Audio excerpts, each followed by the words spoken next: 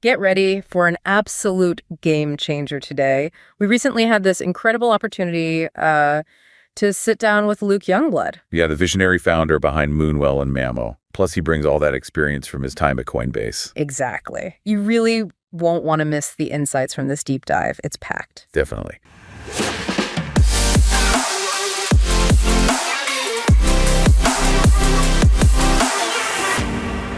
Welcome to Unwrapped, the show for DeFi, NFTs, on-chain culture, and all things in the BMX ecosystem.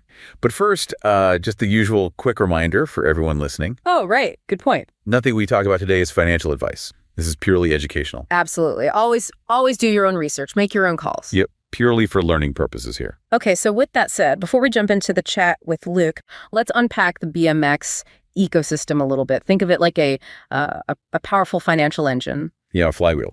BMX is this suite of DeFi products running on Base. And the whole point, really, is to capture those on-chain fees you see from everyday activities like trading, providing liquidity, even NFT stuff. Right. And route those rewards directly back to you, the people actually using the ecosystem. And what I think is really unique about BMX is the whole value proposition. We run on a zero emissions model, which means, all the native BMX tokens, they're already out there. The supply is fixed. We literally burned the ability to mint more. Yeah, that's a big deal. Yeah. So all the value, all the rewards, it's driven by real protocol fee capture. And you see this built into the core parts. BMX Classic, that's our spot and margin trading platform. Super capital efficient, low fees, everything settles against that single BLT pool.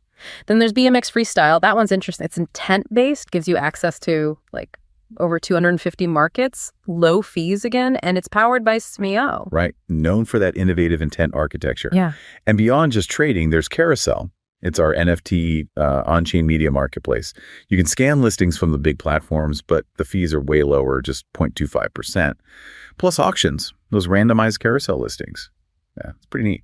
And kind of tying it all together is the native token, BMX. You use that for governance, obviously, but also for staking. You stake BMX, you earn wETH rewards, plus these multiplier points that boost your overall rewards. And looking just ahead, we're super excited about Deli Swap. That's our DEX coming soon, built on Uniswap v4. Yep, that's going to be big. And wBLT will be a base pair there, funneling, 97% of LP fees straight to BMX tokens in real time. Yeah, real-time daily epochs. It's all about maximizing that capital efficiency for LPs. Okay, so that gives you a pretty good picture of the BMX engine. Now, let's really get into this deep dive, unpacking our conversation with Luke Youngblood, the founder of Moonwell and Mamo. Luke's background is, frankly, incredible. Came from AWS, joined Coinbase back in 2019. Right. And was right there launching their staking products. We're talking the Ethereum staking that became this multi-billion-dollar-a-year thing. It's huge. But what really struck me was how he took that knowledge, that deep understanding of security. I mean, handling tens of billions in cold storage, you learn a thing or two. You'd hope so. Right.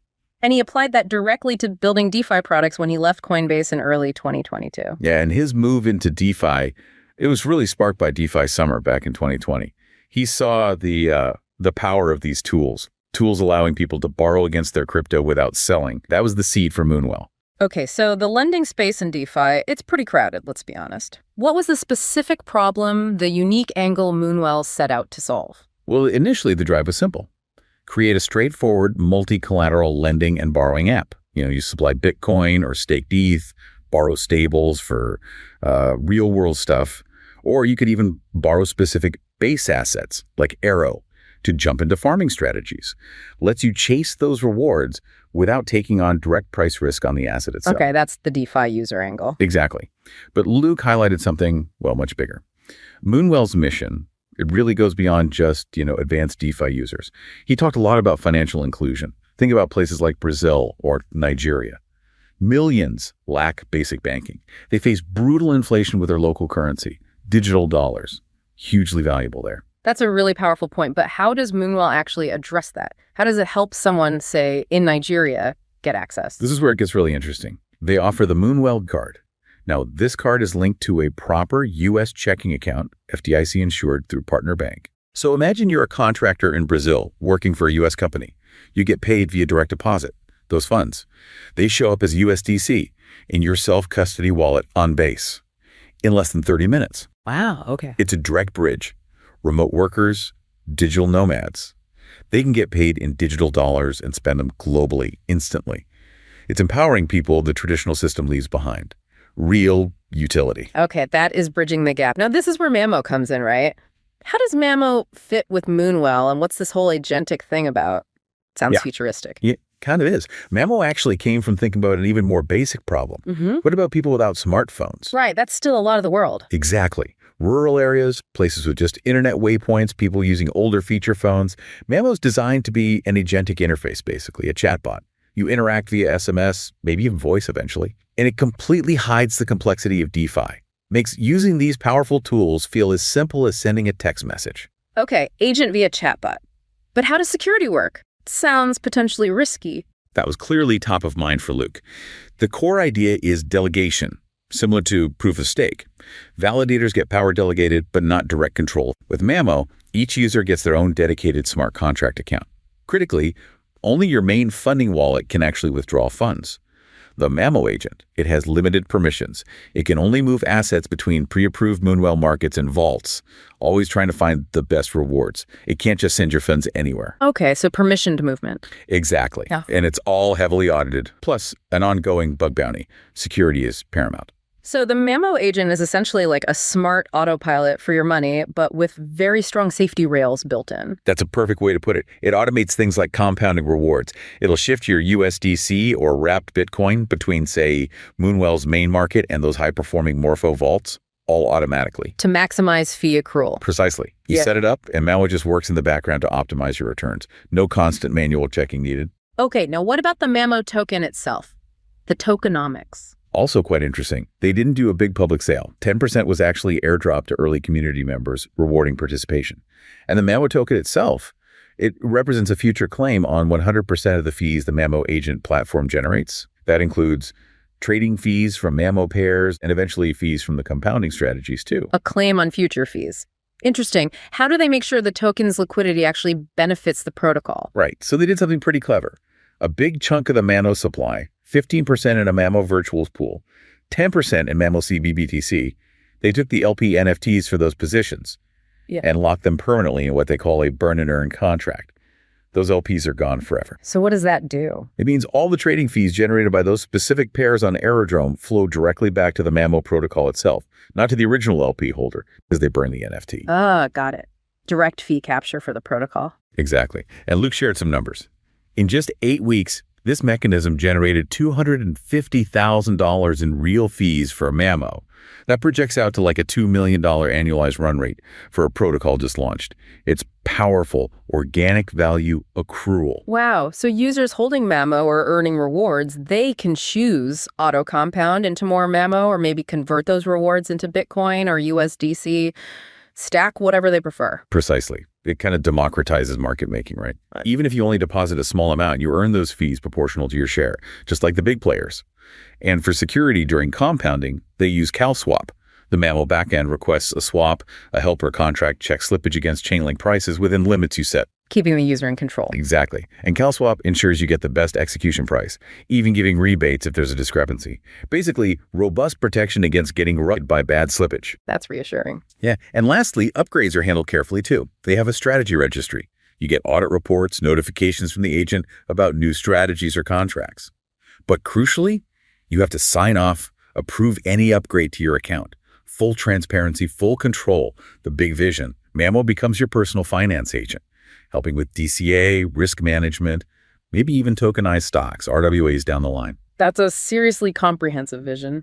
Okay, let's connect the dots now. Thinking about Luke's work with Moonwell and Mamo, what are some exciting ways this could integrate with our own BMX ecosystem?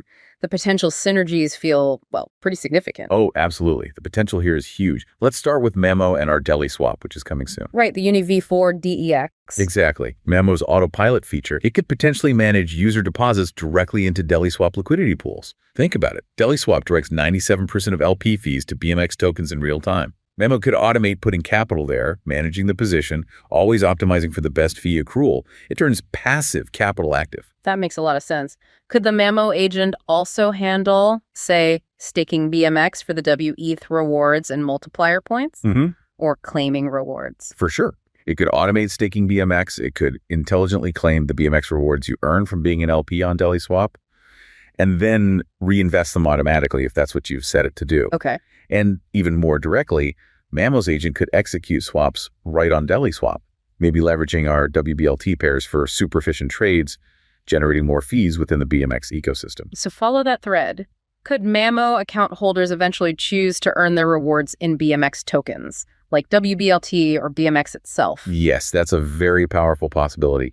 If Mamo were to set up pairs using wBLT or BMX on Deli Swap, then yeah, users could potentially earn and auto-compound directly into wBLT or BMX. That creates a nice loop. A really powerful loop. You'd be leveraging wBLT's built-in fee accrual, its diversified backing. And Mamo's autopilot could even get smarter, maybe moving wBLT between different lending vaults or strategies to always capture the absolute best rate available across the ecosystem. Okay, shifting gears slightly. What about Moonwell itself?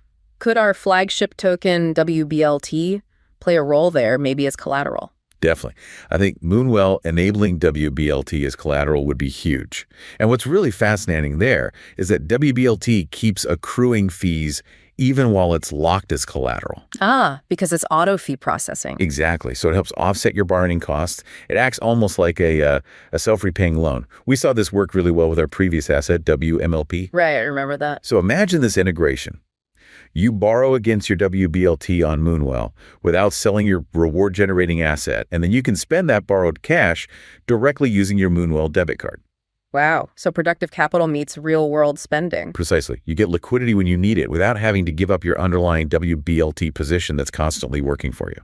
That's incredibly powerful for users. Amazing potential there. Let's try and wrap this up. Sure. So just to summarize our deep dive today, we looked at Moonwell, how it's providing this really critical on-chain lending infrastructure. And championing global financial inclusion, bringing stablecoins to people who really need them. Right. And then we explored Mamo, which is kind of revolutionizing access to DeFi, using these intuitive AI agents, these novel tokenomics focused on real fee accrual. Yeah, creating actual sustainable rewards, not just inflation. Exactly. And both of these projects, especially thinking about future integrations and how they could work together, they could massively boost the BMX ecosystem's flywheel, right? Bringing more value, more users into the on-chain world. That's the potential we see, enhancing that whole cycle of value creation. Okay, fantastic discussion.